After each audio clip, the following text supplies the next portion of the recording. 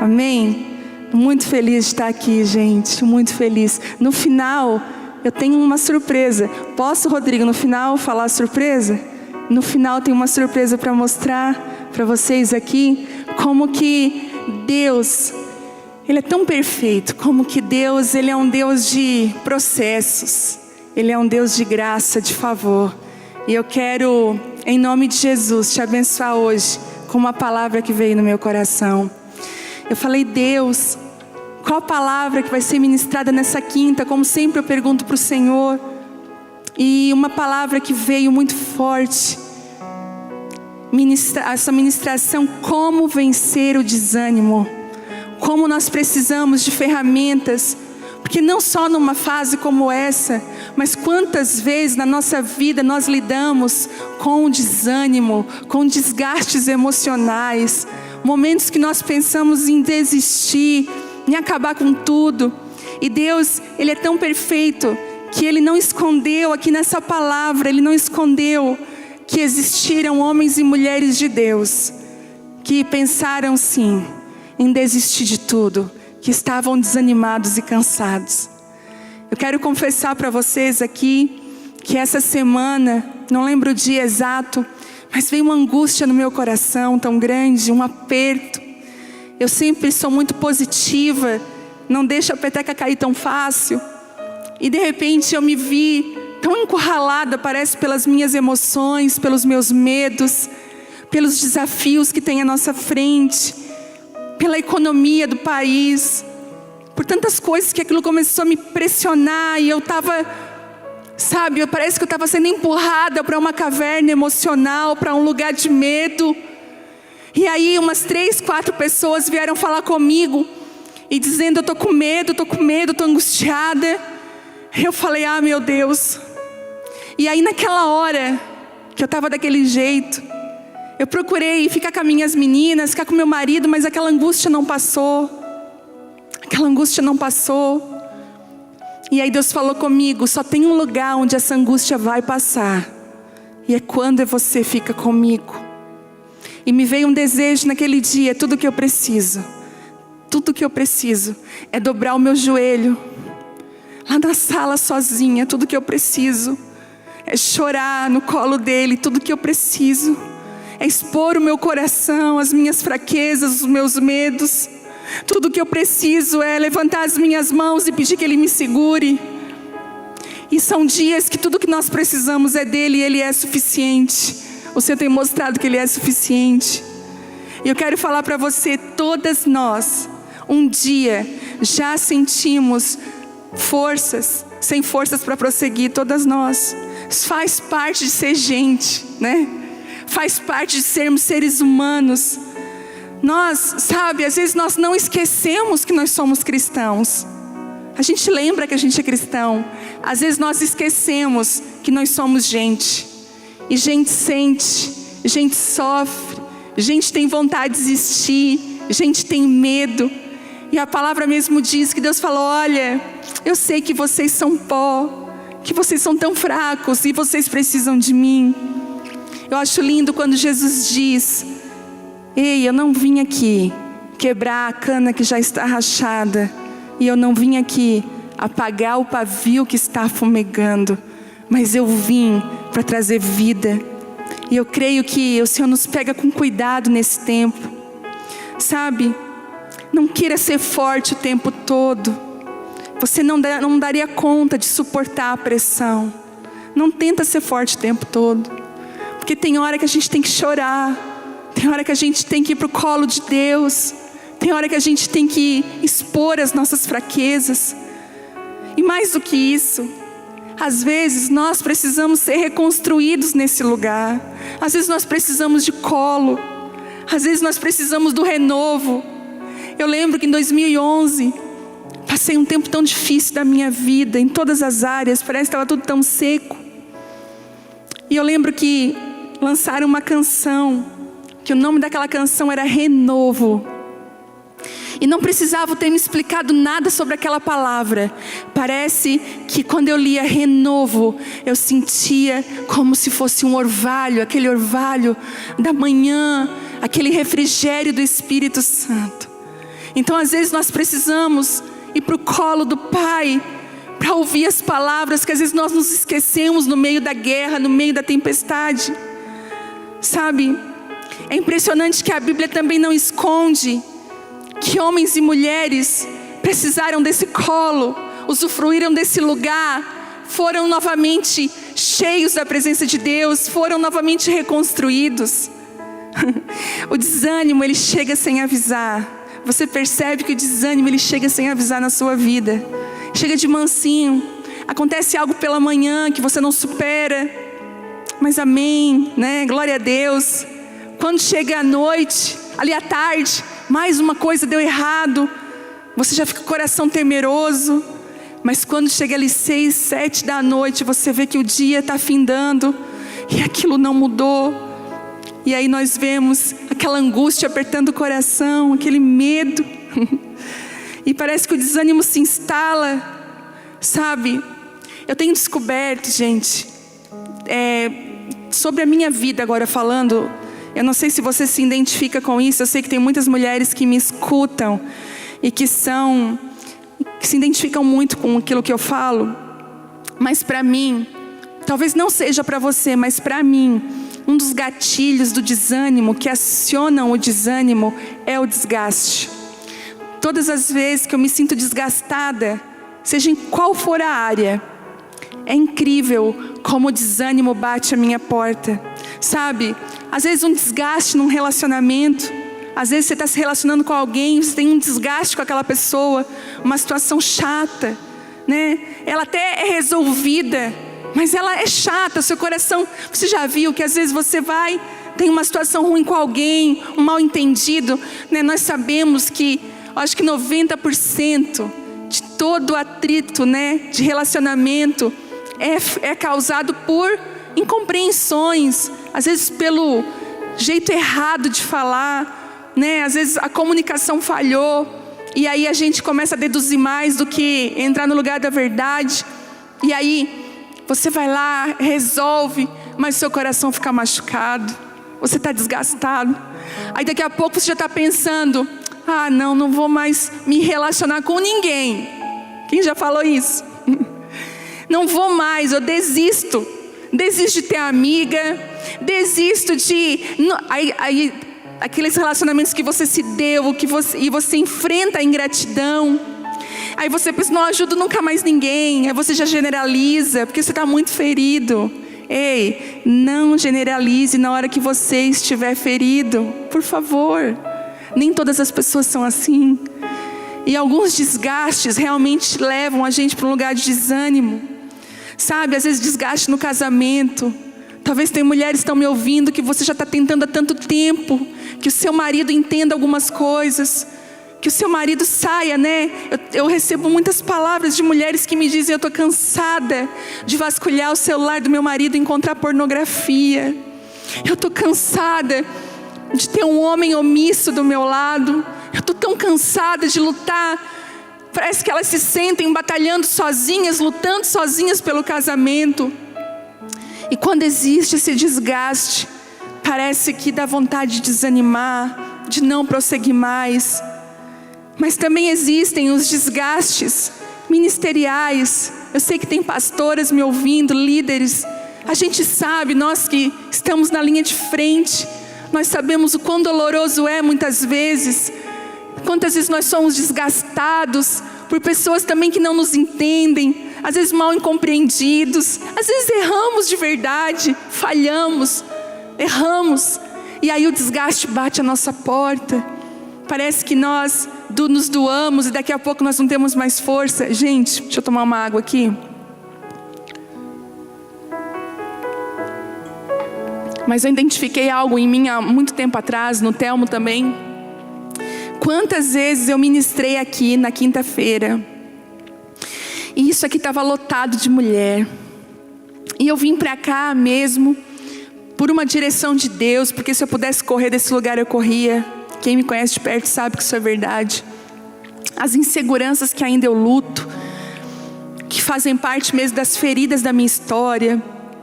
Mas aí quando eu chegava aqui, Eu sempre dizia, meu Deus, aquela mulher lá parece que não sou eu.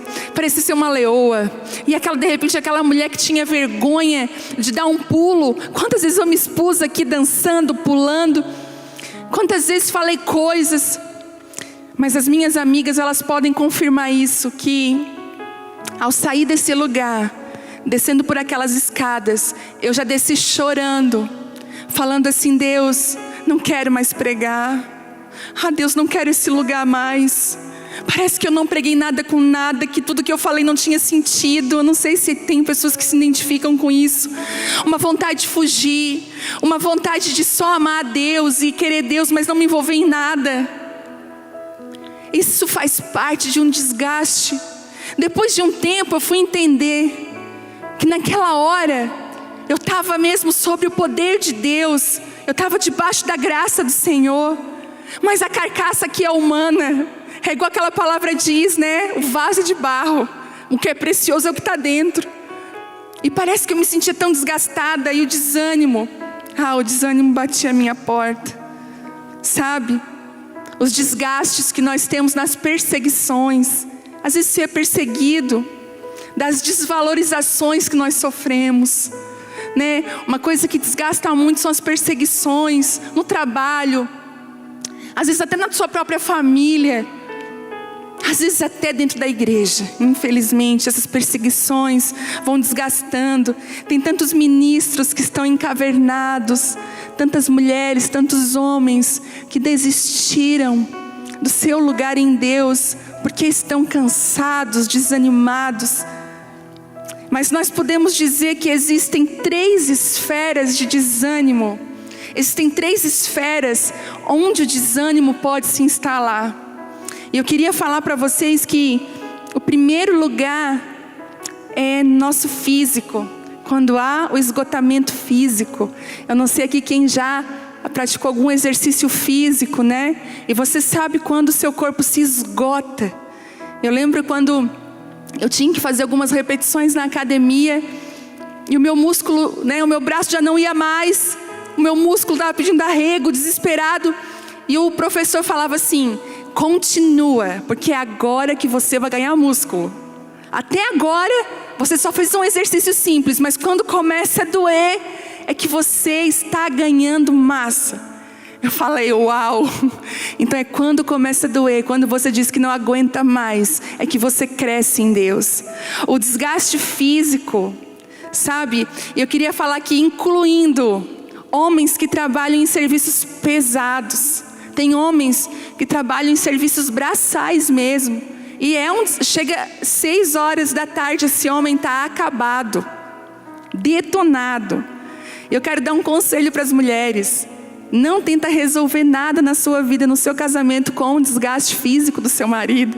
Quando ele chega em casa, prepara um banho, uma comida, depois você vai resolver as coisas. Porque o desgaste físico, parece que ele traz irritabilidade. Você já viu isso quando você está cansada, você fica irritada. Você responde que você talvez não responderia se estivesse bem.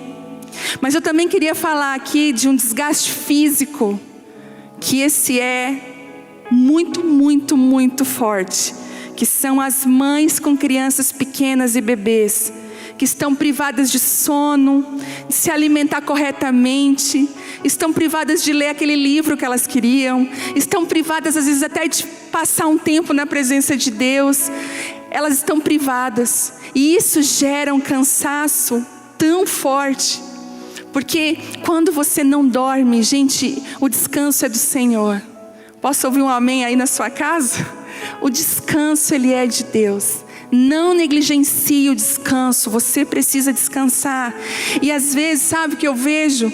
Tudo que uma mãe dessa quer é receber um pouco de cuidado e alívio. Ela ama os filhos, não quer estar longe deles, mas ela precisa de um tempo para se recuperar. Gente, eu lembro quando eu tinha as minhas meninas pequenas, era tão bom quando eu recebia a visita de uma amiga. A minha amiga já vinha com o bolo pronto. Fica a dica aí para você. Se você vai visitar uma mãe que tem bebê, vai com o bolo pronto. E ela vinha com o bolo pronto, botava na mesa, porque talvez ela não teve nem tempo de comer. E aí, as minhas amigas já pegavam o neném no colo e diziam assim, quer tomar um banho? Vai lá tomar um banho bem relaxada. Ô, gente, Isso é maravilhoso. Aquele alívio que vem. Então se você aí tem amiga que ganhou bebê há pouco tempo, né? Quando você conseguir visitar a sua amiga, por favor, ajude ela. Ajude. Porque essa mulher deve estar passando por esgotamento físico. Eu lembro de uma amiga minha, que ela teve neném. Ela teve uma menina, a primeira menina dela dormia 12 horas. Ela tinha que fazer cosquinha para a menina acordar. Ela pensou, uau, como é fácil ter filho. Como é legal. Vou ter a segunda. A segunda não dormia 5 horas. E ela falou, o que eu fiz da minha vida, meu Deus. E ela falou, né, se eu tivesse ganhado a segunda, primeiro eu não teria a segunda. E aí, gente, foi tão forte o estresse dela, o cansaço, que o cabelo dela começou a cair de tufo. E sabe aquelas bolas no meio da cabeça? Eu não sei se é alopecia é o nome dessa doença. E ela começou, e ela desesperada. Porque quando o esgotamento físico não é tratado, a pessoa não descansa, aí nós vamos chegar no segundo lugar onde o desânimo chega, que é o esgotamento emocional. Pessoas que passaram por perdas traumáticas, mulheres que foram abusadas, seja sexualmente, fisicamente ou verbalmente, pessoas que atravessaram vales de humilhação, os fracassos que se escondem nos recônditos da alma, coisas que talvez as pessoas nem sabem, está lá guardado. Aí tem pessoas que têm colapsos nervosos. Quando passamos por pressões emocionais e nós não conseguimos refúgio para nossa alma, onde moram as dores e os traumas. Deixa eu falar para vocês, quando existe esse desânimo, se a gente não tratar com ele é capaz de destruir toda a nossa vida. O nosso corpo vai trazer para fora o que está escondido aqui dentro. Esgotamentos emocionais podem gerar depressão e síndrome de todos os tipos. De todos os tipos a gente vê. Mas eu também queria falar sobre o esgotamento espiritual, que é uma área onde o desânimo chega. A gente se viu, né, ano passado, quantidade de pastores que se suicidaram. Aquela classe que a gente pensou, essa nunca vai ser atingida por depressão e suicídio. E nós podemos ver vários suicídios, tanto no Brasil quanto em outras nações, de pessoas, de ministros que estavam desistindo. Mas sabe por quê? Vou dar uma comida mais forte aqui hoje. Porque o ministério, ele pode ser o maior inimigo do seu crescimento com Deus. Eu tiro pela minha vida. Eu lembro quando não tinha ministério, eu não tinha a pressão de estar aqui, não tinha nada. Eu ia simplesmente para o lugar secreto, para ficar com Ele. Eu não tinha pressões, eu não tinha medos. Eu estava naquele lugar da presença de Deus. Todo ministro começa nesse lugar. Todo ministro é chamado nesse lugar de intimidade. Mas vai chegar uma hora que Deus vai olhar para você e aí você está tão cheio de Deus. Você já foi tão moído, tão curado, que Deus vai falar para você como Jesus falou para Pedro. Ei Pedro, depois de todo o processo, né? Tu me amas? Amo. Então cuida das minhas ovelhas. Vai chegar uma hora, depois dos processos, que Jesus vai olhar para nós e dizer, olha, amo o que eu amo. Por favor, amo o que eu amo. Lá em casa eu tenho uma cachorrinha, a Mel. E eu tenho uma filha de 5 anos. E a Bela é muito apaixonada pela Mel. Muito apaixonada, eu acho que é a pessoa da casa que mais ama a cachorrinha. E é engraçado que quando eu chego em casa, não basta eu cumprimentar a Bela. Ela traz a cachorra porque eu preciso cumprimentar a cachorrinha também. E aí qualquer pessoa que chegue lá em casa, não basta cumprimentar a Bela, tem que cumprimentar a Mel. Então ela já pega a Mel no colo, e se a visita chega, ela diz, olha, dá oi para ela. E aí eu observando aquela cena, aí eu falei, Bela, não basta te amar, né? Tem que amar o que tu ama. E Deus falou comigo, eu também sou assim, filha. Não basta me amar, precisa amar o que eu amo. E todas as vezes que nós nos achegamos a Deus, Ele vai nos jogar para as coisas que Ele ama. Eu lembro que quando, em 2005, eu só me enchia da presença de Deus e tinha na minha vida espiritual uma insatisfação. Parece que era tudo vazio, não sei se você já sentiu isso.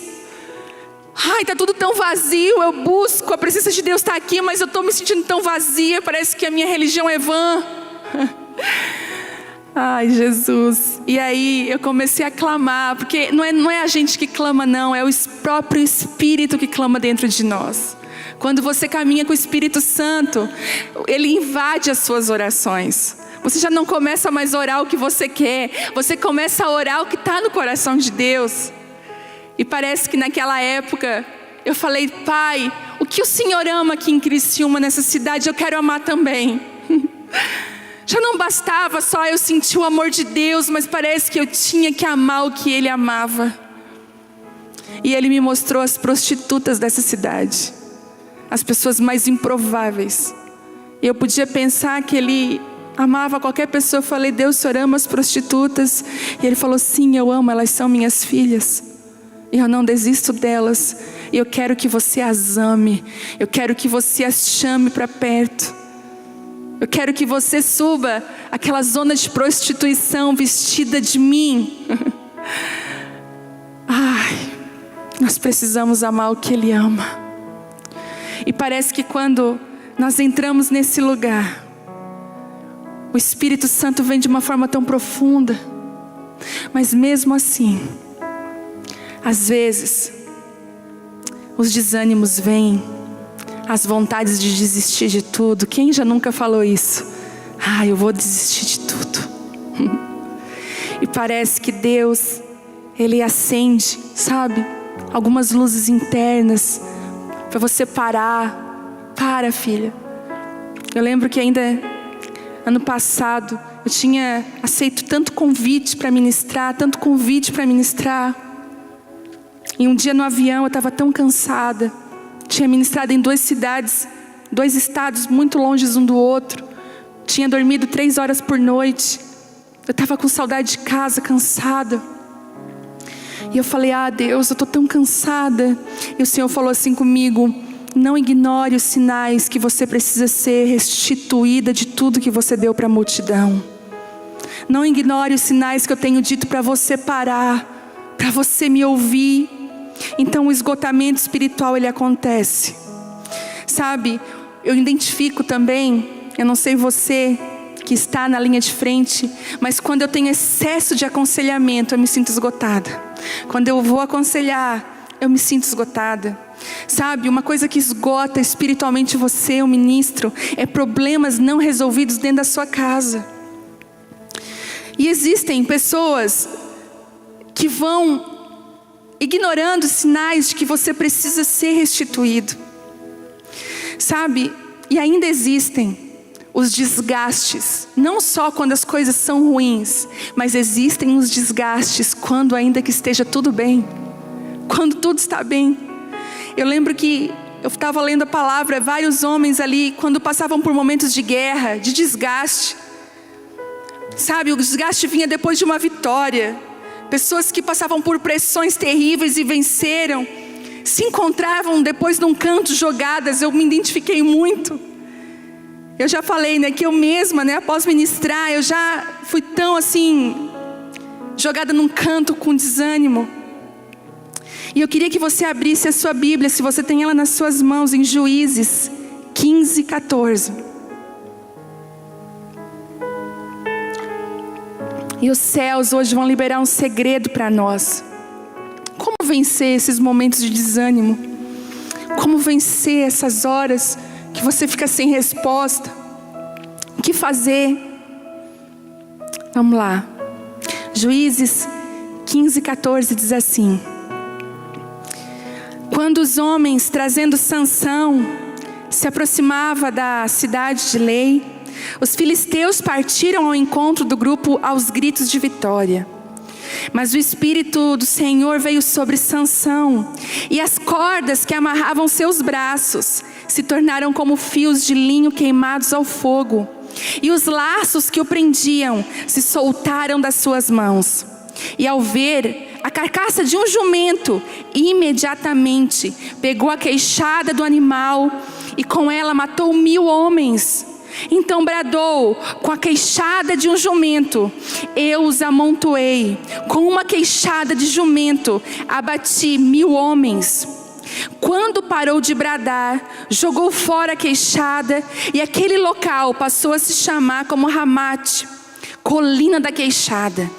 Sentindo grande sede, Sansão clamou ao Senhor dizendo: foste tu, ó Senhor, que alcançaste essa maravilhosa vitória pela mão do teu servo. Mas será que agora terei de morrer de sede e cair nas mãos desses incircuncisos? Então Deus fez abrir a rocha que há na cidade de Lei, e dela brotou água. Sansão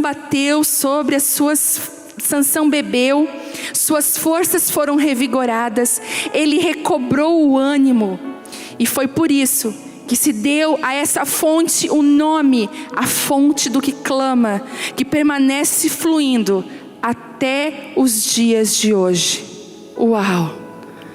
Sansão estava naquela fase que os filisteus queriam saber qual era o segredo dele, por que ele era tão forte. E eu estava pensando, né, gente, se os filisteus gostariam de saber qual é o segredo, era que Sansão não era um homem forte fisicamente. Eu, quando era criança, nas escolinhas dominicais, né, quando a gente ia pintar sobre a historinha de Sansão, era sempre um homem muito forte, musculoso. Mas se fosse assim, seria tão fácil. Uau, a força dele está no músculo. Mas não, a força de Sansão era Deus sobre ele. É igual aquelas pessoas que você fala e olha assim, ó, meu Deus, não dou nada para essa mulher, mas quando ela abre a boca, olha o que tem. Olha para um homem, não dou nada para esse cara, não tem nem cara de ser, mas parece que quando ele toca, quando ele ministra, quando ele fala, é como que cadeias são quebradas, é uma força. E Sansão, ele era assim, ele não tinha cara. Então, sabe o que eles fizeram, os filisteus? Eles amarraram, aí Sansão começou a brincar, né? Sansão falou: olha, se vocês me amarrar com uma corda tal e fazer tal coisa comigo, essa é o segredo da minha força. É igual a criptonita pro super-homem. E aí a Bíblia diz que os filisteus então amarravam ele, mas aqui diz que os fios nessas cordas foram queimadas como laços que prendiam e soltaram, foram como se fosse, acho que linha da força que veio sobre ele. Mas é interessante que depois de uma vitória como essa, depois de ele matar 1000 homens, que ninguém conseguisse vencer ele reconhece que foi Deus que fez, que não vinha dele, mas ele se sentiu tão cansado, ele se sentiu com tanta sede, logo após essa vitória. Então, ele clamou, e a Bíblia diz que a água brotou de uma rocha. E eu queria falar para você, para desgastes espirituais, para cansaços, quando estamos desanimados, você precisa ter um encontro com a fonte do que clama, com essa fonte que nasceu de um lugar improvável, do meio de uma rocha. E eu quero falar para você que alguns desgastes espirituais nos empurram a descobrir fontes em lugares que nós jamais imaginamos que teria. Às vezes você só está tão acostumado com alguns lugares que você, é devolvido por Deus. Porque deixa eu falar uma coisa, todos nós precisamos ser devolvidos por Deus. Quando eu dou a multidão, quando eu ministro, eu preciso depois me sentar no lugar sozinha lá na minha casa, e parece que ser devolvida pelo Senhor. E Sansão, ele precisou ser devolvido, mas ele descobre no meio daquela guerra, no meio daquele cansaço, a água que brotou da fonte. É interessante que lá no Salmo 23, 2 diz assim: em verdes pastagens me faz repousar e me conduz a águas tranquilas, restaura meu vigor. E eu vejo que uma das formas de restauração do cansado são as águas. Você já viu quando a gente está cansado, sobrecarregado, já ficou na frente do mar, na frente de uma lagoa ou de um rio, você já começou a perceber aquele refrigério que já você não precisou nem mergulhar, mas um refrigério já veio sobre a sua vida. E eu queria dizer para você que a água que nós precisamos se encontra nessa palavra. Está aqui a água que vai refrigerar, que vai trazer descanso sobre a nossa vida. E existem 2 causadores de desânimo, que se você puder identificar eles nem vão entrar na sua vida. Quando eles baterem a porta, você já sabe. E eu queria falar sobre o primeiro, o medo. O medo é um dos causadores do desânimo. A gente está vendo hoje quantas pessoas estão desanimadas, querendo desistir, com medo desse vírus, com medo do que pode acontecer. E o medo bate a nossa porta, o medo bateu a porta da minha casa. O medo começou a me falar coisas. E se isso acontecer? E se mais aquilo outro acontecer? E se isso mais isso acontecer? E o medo começa a falar, e quando você conversa com medo, parece que você vai perdendo as forças. Aquilo vai te sugando. Eu ainda acabo descobrindo que o medo tem uma irmã chamada intimidação.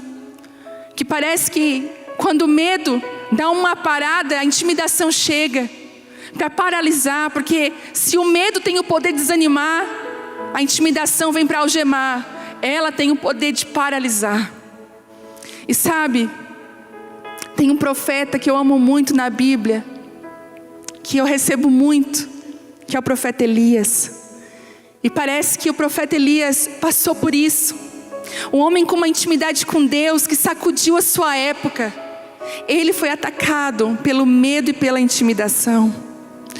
A rainha Jezabel é uma figura da intimidação. Uma mulher perversa, que tem por objetivo calar os profetas de Deus, calar a voz de Deus, para promover o seu engano. É uma mulher que trazia engano. Nós vemos pessoas que caminham sob a influência desse espírito. São intimidadoras, altivas, sedutoras. Quantas vezes nós encaramos esse espírito, às vezes envolvendo pessoas. E lá em 1 Reis 18, 37, diz assim: na verdade, Elias estava passando por uma situação. O povo tinha tantos adoradores de Baal, e Elias queria mostrar quem era o verdadeiro Deus. E aí ele fez um desafio para os profetas de Baal. Fez para Acabe: vocês vão lá no Monte Carmelo, vocês levam todos os adoradores de Baal. Nós vamos construir 2 altares. 2 altares. Um para Baal e um para Deus. E a Bíblia diz que então Elias falou: olha, tinham mais de 400 adoradores a Baal. Ele falou: olha, vocês podem começar a fazer o seu holocausto, porque o Deus que responder com fogo, esse será Deus. O altar que será cheio de fogo, toda a nação vai adorar esse Deus. Então ele disse aos adoradores de Baal: vocês podem começar. E aí diz a Bíblia que eles começaram a se cortar ao redor. Baal responde, manda fogo do céu. E Baal não respondia. E eles se cortavam e dançavam e estavam em transe. A Bíblia diz que eles entravam em transe. Quando chegou meio-dia, Elias começou a falar assim: será que ele não está dormindo? Elias começou a dizer: o que será que ele não está trabalhando? Elias começou a caçoar. E aí quando eles estavam exaustos, cansados, Elias então constrói o altar. Ele fundamenta, ele levanta um altar. E a Bíblia diz que ele joga tanta água naquele altar. Tanta água. Sabe o que eu aprendo aqui? Se está impossível, torne a coisa mais impossível ainda, para que você ouça e veja a glória de Deus. Tinha um holocausto, mas ele diz assim: derrame água, derrame água, derrame água, por mais 3 vezes. E aquelas pessoas encharcaram aquele altar de água. E aí, lá em 1 Reis 18:37, ele faz uma oração: agora pois, responde-me, Senhor. Atende, para que esse povo reconheça que Tu é o Senhor. e és o Deus e fazes o coração do povo retornar para ti. Então no mesmo instante, caiu fogo do céu sobre o sacrifício, queimou completamente, bem como toda a lenha armada, as pedras e todo o chão em volta, e ainda secou toda a água que enchia a valeta. Assim que o povo testemunhou todo esse acontecimento diante dos olhos, imediatamente todos se prostraram com o rosto em terra e exclamaram em uma só voz: só o Senhor é Deus, só o Senhor é Deus. E aí nós vemos, e é engraçado que depois ele fala assim, lá em 1 Reis 18:46, ele diz uma coisa: então o poder do Senhor, olha essa versão, olha essa palavra, derramou-se sobre Elias, e ele, prendendo a sua capa com um cinto, correu com uma força extraordinária à frente de Acabe, por todo o caminho até as portas da cidade. Era como se algo tomasse a vida de Elias. Aprenda a lidar com as suas limitações. Aprenda a entender que é Deus que se move. Aquele homem não tinha nada dele, sabe? Aprenda a entender que existem coisas que você faz, mas existem coisas que só Deus pode fazer na sua vida. Não tem a ver com você, tem a ver com Ele. Mas sabe, para todo desanimado, talvez eu estou falando aqui com ministros, homens e mulheres que estão encavernados. Você já teve vitórias como Elias teve, de ver o fogo do céu descer. Talvez você está aí, você não é um ministro, você é um filho de Deus. Você está passando por tantas coisas e você se pergunta: Deus, aonde o Senhor está? E aí eu queria ler para vocês 1 Reis 19:3, que diz assim: antes disso, Jezabel mandou um recado para Elias falando assim: diga a Elias que até amanhã eu farei com ele o que ele fez com todos os meus adoradores de Baal. E aí em 1 Reis 19:3 assim que Elias recebeu esse aviso, ele fugiu para salvar a sua própria vida. Chegando a Berseba, que pertence a Judá, deixou ali o seu servo. E quanto a ele, fez pelo deserto a caminhada de um dia, e foi sentar-se debaixo de um pé de giesta, uma espécie de arbusto. E ali orou pedindo para si a morte, dizendo: agora basta, Senhor, retira a minha vida, pois eu não sou melhor que meus pais, um homem que no outro dia tinha visto o fogo descer sobre um altar. Mas eis que um anjo tocou e disse: levanta-te e alimenta-te. Abriu os olhos ao redor, eis que ali junto à sua cabeceira havia pão quente que fora assado sobre pedras em brasa e uma vasilha com água fresca. Tendo comido e bebido, voltou a deitar. E o anjo do Senhor veio pela segunda vez, tocou-lhe e recomendou: levanta-te e come, porque a viagem será longa. Então ele se levantou, comeu e bebeu. Fortalecido com aquele alimento, viajou 40 dias e 40 noites, até chegar ao Sinai, em Horebe, o monte de Deus. Ali entrou numa caverna e passou a noite. Então Elias ouviu a voz do Senhor e lhe questionou nesses termos: que fazes aqui, Elias? Que fazes nessa caverna? Ao que ele respondeu: sinto minhas entranhas serem consumidas por causa do ardente zelo que eu tenho. Porquanto os israelitas abandonaram a tua aliança, destruíram os teus altares e mataram os teus profetas ao fio da espada. E eu fiquei solitário, restou somente eu, e agora procuram me tirar a vida. Diante dessas palavras, Deus lhe disse: sai deste lugar e vá ficar diante de mim no alto do monte. Então o Senhor passou por ali e mandou um vento muito forte que fendeu os morros e partiu as rochas em pedaços. Contudo, o Senhor não estava no vento. E quando o vento aferreceu e parou de soprar, ocorreu um forte terremoto. Porém, o o Senhor não estava no tremor das terras. E em seguida, ao terremoto, caiu um fogo, mas o Senhor também não estava ali no fogo. E depois do fogo, veio um sussurro de uma brisa suave e tranquila. E assim que Elias percebeu aquele murmúrio, puxou a sua capa para proteger o rosto, saiu, postou-se à entrada da caverna, e uma voz lhe indagou: que fazes aqui, Elias? Sabe aonde que está a restauração dos homens e mulheres encavernados? Está enquanto você ouve a voz do Senhor outra vez. E parece que Deus fez acontecer tantas coisas, terremoto, ventos, fogo, mas Ele não estava nisso, Ele estava na brisa suave. Foi como Deus falou comigo hoje. Hoje eu vou vir como um vento suave, aquele vento que traz cura. Sabe, um livro que eu amei ler foi A Cabana. E tem na cabana aqueles, Deus, o Espírito Santo e Jesus. E o Espírito Santo no livro, se eu não me engano, é Sayaru. Gente, se eu errar depois, vocês não ficam me corrigindo no YouTube. Pastor, é tal, pode estar errado. Sayuaru ou Sayaru, enfim.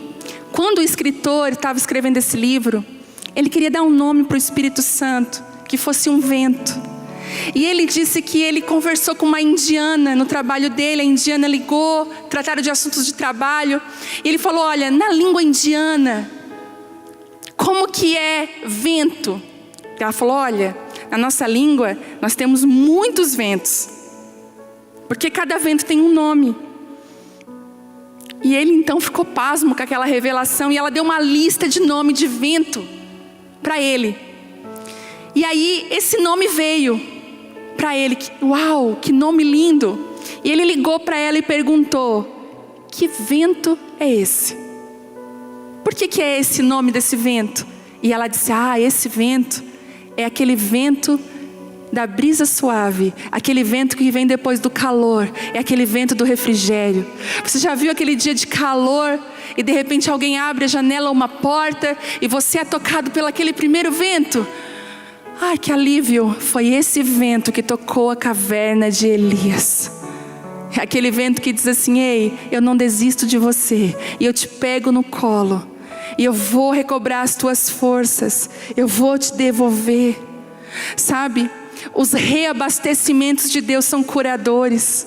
Você percebeu que para Sansão a água fluiu de uma rocha, mas para Elias, cansado no meio do caminho, tinha pão e água. Os reabastecimentos de Deus estão no meio do nosso caminho. E se existe uma coisa que você pode ter certeza: Deus não vai te abandonar para morrer desanimado no meio desse caminho todo. Esses reabastecimentos nos devolvem. Não existe outro lugar. Você pode experimentar o que for ministerialmente, ou experimentar o que for na sua família, financeiramente. Isso não vai repor você. Mas quando você entra para a presença de Deus e você reconhece que Ele é tudo o que você precisa, aquele vento suave bate na ponta da caverna das tuas emoções, dos teus medos. E parece que o Senhor pergunta: o que fazes aí, Elias? O que você faz aí, Gabi? O que você faz aí, Maria? O que você faz aí, Camila? Não foi para esse lugar que eu te chamei. Deus está falando para alguns de nós: não foi para essa caverna que eu te chamei. E Deus poderia ter desistido de Elias, ter levantado outros, mas Ele foi na ponta daquela caverna e fez aquela pergunta: o que fazes aí? E hoje o Espírito Santo, o próprio Deus, está hoje nos perguntando: o que você faz nessa caverna de medo? Se você sabe que ontem fogo caiu do céu e consumiu o holocausto, aquele fogo, eu disse que eu estava contigo, por que agora você não consegue acreditar? Eu vejo homens e mulheres nesses dias duvidando de Deus, duvidando do amanhã. E Deus está falando: ei, sai dessa caverna de medo, de angústia, porque você não imagina o que eu posso fazer. É engraçado, né, que na hora da vitória o fogo é bom, a demonstração, mas para tirar a gente da caverna, às vezes não é o barulho não, às vezes é só a voz do Espírito Santo. E parece que a Bíblia diz que Ele chora com gemidos inexprimíveis ao nosso favor. Ele sente a dor. O Espírito Santo quer te arrancar desse lugar hoje. E existem algumas lições que eu queria para terminar. E eu queria te falar algumas lições que eu aprendi na caverna do desânimo. Lições que Deus trouxe ao meu coração. A primeira lição de todas: aprenda, tudo tem manutenção. O seu casamento tem manutenção. O seu casamento precisa ter manutenções, precisam ter atitudes. Você precisa se levantar muitas vezes com palavras, com gestos, para trazer aquela manutenção do casamento. Outro dia eu tinha chego aqui, estava o pessoal da limpeza limpando, era uma segunda-feira, o domingo tinha sido cheio naquela semana, e eu vi eles limpando e Deus falou comigo: tudo precisa de manutenção para continuar funcionando. A sua vida com seus filhos precisa de manutenção. A sua vida espiritual precisa de manutenção. Aí você pensa: não, minha manutenção, sabe o que é? Eu vou naquela conferência top. Sabe o que é a sua manutenção? Eu não sei se você já ouviu falar sobre solitude, mas se você desligar tudo e ir para um canto e ouvir só a voz de Deus. A Bíblia diz que não foi no terremoto, não foi no barulho, mas foi quando tudo silenciou e ele ouviu a voz de Deus. Sabe por que você não tem ouvido a voz de Deus? E o que eu mais tenho ouvido é isso: ai, não consigo ouvir a voz de Deus. Porque você está atento às outras vozes. Você está atento às vozes das notícias do WhatsApp. Você está atento às notícias da internet, da televisão. E aí quando você vai orar, você não consegue ouvir Deus, só consegue falar dos seus medos. E parece que Deus, Ele quer silenciar tudo para que você ouça a voz dEle. Tudo precisa de manutenção, inclusive você. Por favor, não negligencie o descanso. Não negligencie. E aí a segunda coisa: aprenda a dizer não.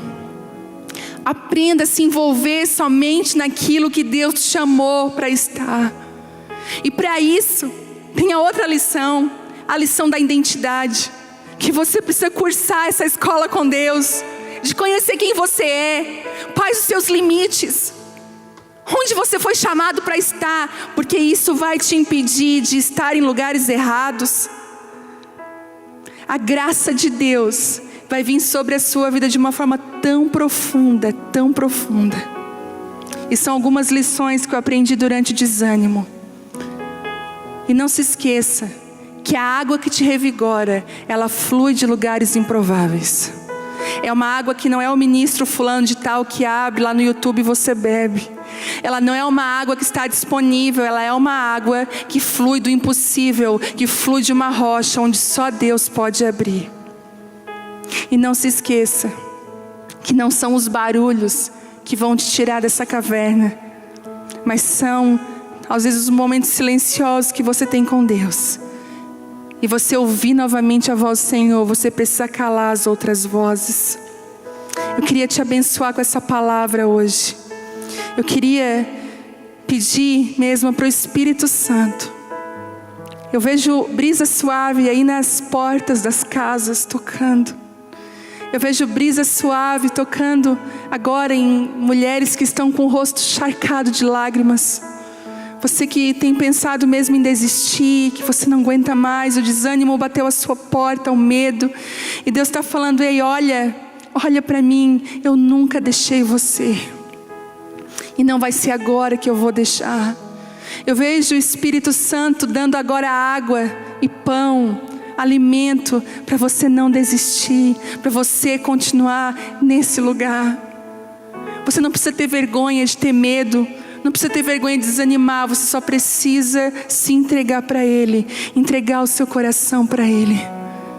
Ele é um Deus que nos faz caminhar num deserto, mas Ele não deixa faltar nada, nada, nada vai faltar para você. Mesmo caminhando em lugares difíceis, Ele é um Deus do impossível. Eu quero te encorajar nessa noite a buscar esse lugar. Será que você pode, onde você está, você diz assim: Deus, eu preciso entrar nesse lugar.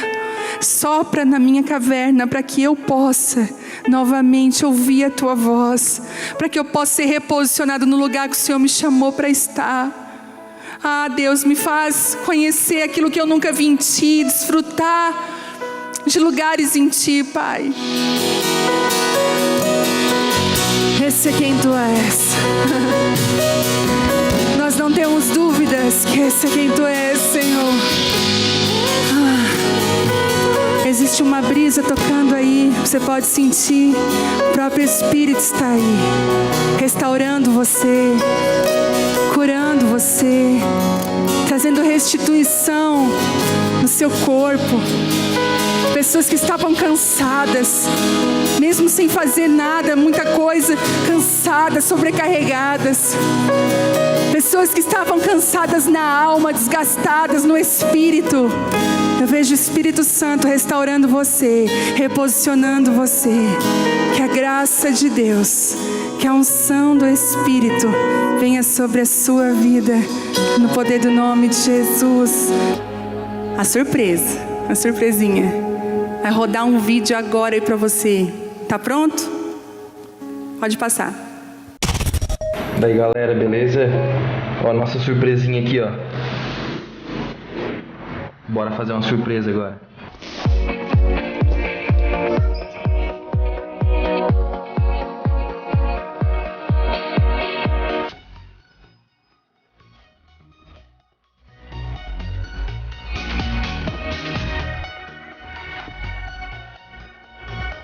Vire à esquerda na rua Álvaro Catão.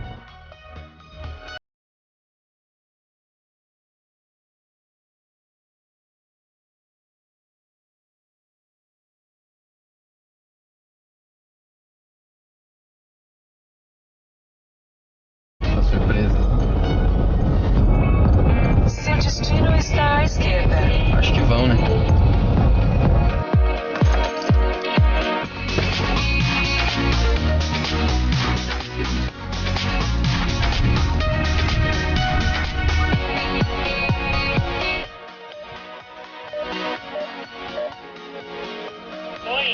Oi, Vivi, é o Rodrigo.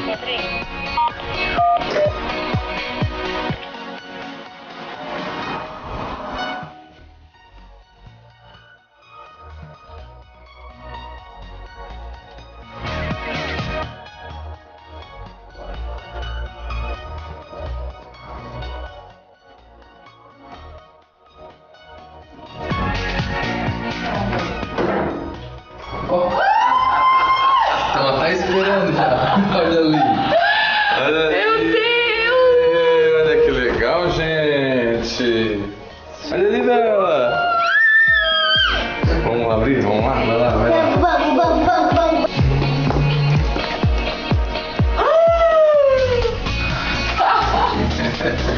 Gente!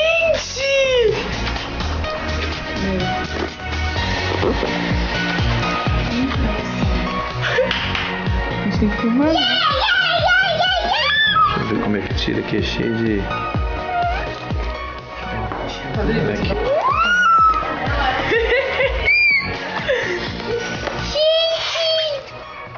Calma, calma. Cuida mais fofa.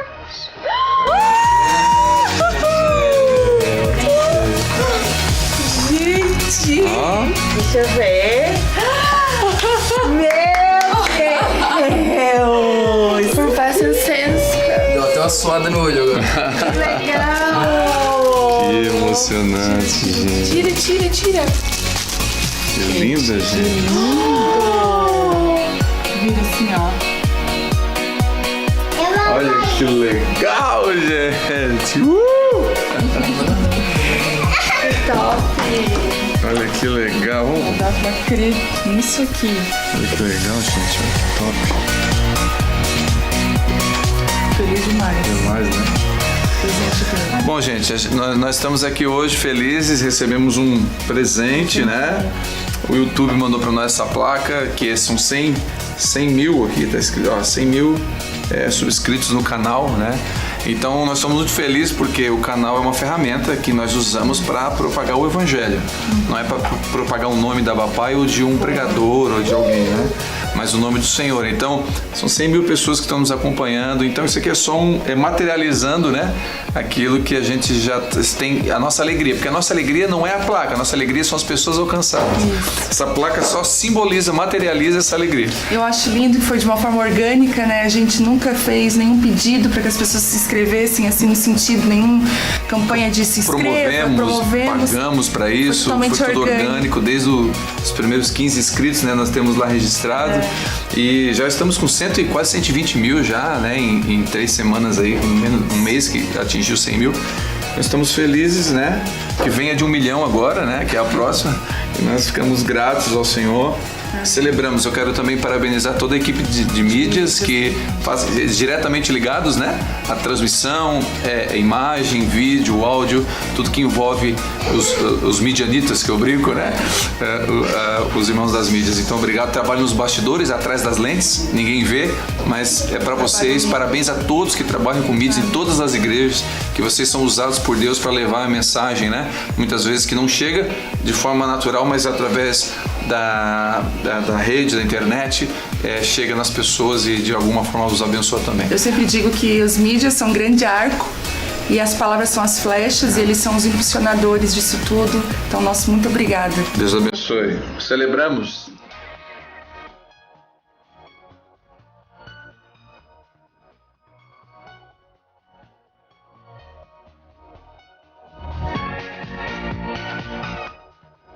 Com muita alegria que nós recebemos no YouTube do canal Abapai Church. Então a plaquinha de 100 mil inscritos. E algo que fala tanto ao meu coração. Amor, vem cá, meu amor, vem cá. Fala tanto ao meu coração porque desde o começo da Abapai Church, a gente sempre sonhou com algo orgânico, uma igreja que nasce e que cresce organicamente, respeitando o processo, respeitando o tempo. Nunca pedimos, vai lá e nos segue. Nunca, né, promovemos, fizemos impulsionamento de publicações. Tudo foi de uma forma tão orgânica, tão linda. Coisas que só Deus pode fazer. E eu queria, através desse presente, encorajar a sua vida. Que Deus, Ele é especialista nos mares que a gente teve humilhação e fracasso, fazer nós vivermos o que jamais imaginaríamos que viveríamos. Como eu falei ali no vídeo, na verdade isso aqui materializa algo que tem muito mais valor, né? Que são as pessoas que de alguma forma estão nos acompanhando e estão recebendo um pouquinho e compartilhando da mesa daquilo que Deus tem dado para nós aqui. Então, louvamos a Deus pela tecnologia que está sendo usada de forma para glorificar a Deus e parabenizei, né? E faço de novo aqui, todos os irmãos que trabalham com as mídias das igrejas, os irmãos, particularmente os irmãos aqui da Igreja Abapai, que trabalham com toda a parte de mídia, imagem, som, produção, fotografia. Então eu quero glórias a Deus, mas honrar esses irmãos que trabalham atrás das lentes, ninguém vê, né? Ninguém curte, não tem muitos likes, mas a vida deles estão sendo usada para que você seja tocada, seja tocado através das ferramentas da internet, YouTube e tudo mais. Então, parabéns, você que é de outra congregação que também trabalha com mídias, né? Meu parabéns também é para vocês e nós ficamos muito felizes, né? Esse prêmio, presente, né? Fica aqui como materializando aquilo que a gente sonha, que é o Evangelho chegando até você de alguma forma. Obrigado, parabéns, meu amor. Vamos encerrar então, eu quero orar por você, vamos orar por todos. Pai, obrigado por essa noite maravilhosa, que nós possamos descansar no Senhor, como o salmo que a Vivi citou aqui no início, né? Como não queremos envolver em coisas grandes demais para nós, queremos que o nosso coração esteja em Ti. Não, Senhor, nós não nos impressionamos com números. Os números podem glorificar o Teu nome, tão somente. Quanto mais pessoas forem tocadas e alcançadas para o Teu reino, isso nos alegra. Mas nós celebramos cada um cada um individualmente. Nós não celebramos centenas, celebramos unidades. Cada pessoa é especial. E eu abençoo cada uma delas, que estão inscritas e que não estão. Todos os que nos ouvem hoje, aqueles que ouvirão, os que já ouviram. Pai, em nome de Jesus, que a tua bênção, eu profetizo com liberdade, Senhor. Declaro que a unção que está sobre essa casa vai tocar a casa dessa pessoa. O óleo corre da cabeça, que é Cristo, passa pela barba e toca nas vestes. Eu te agradeço por essa noite maravilhosa, onde o Senhor ministrou o coração das mulheres, também dos homens que estavam ouvindo, toda a igreja, em nome de Jesus, amém. E até logo, né? Domingo teremos culto à noite, né? Às 19 horas, né? O culto de Páscoa. E semana que vem continuamos com a reunião dos homens na quinta-feira que vem.